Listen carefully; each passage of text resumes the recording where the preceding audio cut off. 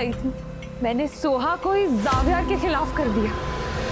अब वो पूरी जिंदगी यही सोचती रहेगी कि जावियार ने उसे धोखा दिया।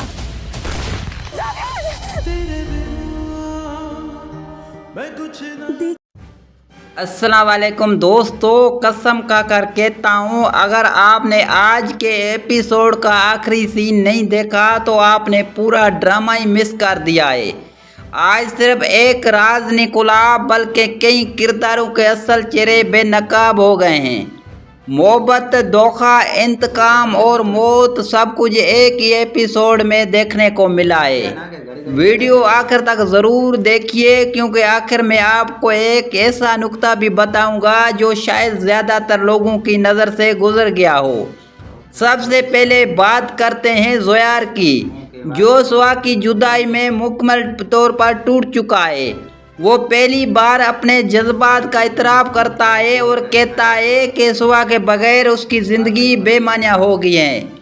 दूसरी तरफ सुहा भी अंदर से टूट रही होती है, लेकिन वो भी अभी तक किरण के चालों को सच समझ रही होती है। उसी दौरान ज़रा एक ऐसा राज बताती है जो पूरी कहानी का रुख बदल देता है।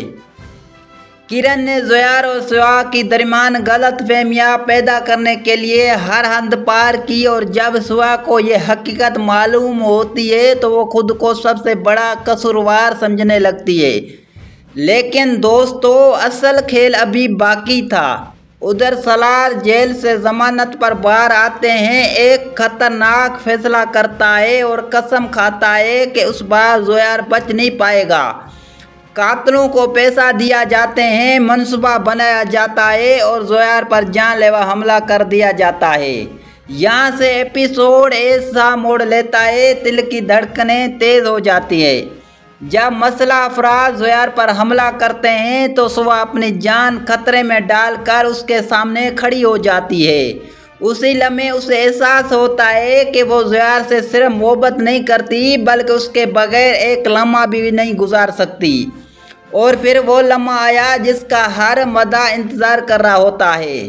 सुहा अपनी मोहब्बत का इतराफ़ कर देती है, जबकि दूसरी तरफ पुलिस कातलों को गिरफ्तार कर लेती है। तफ्तीश के दौरान सब कुछ सामने आ जाता है और सलार का नाम सामने आते ही उसे भी गिरफ्तार कर लिया जाता है।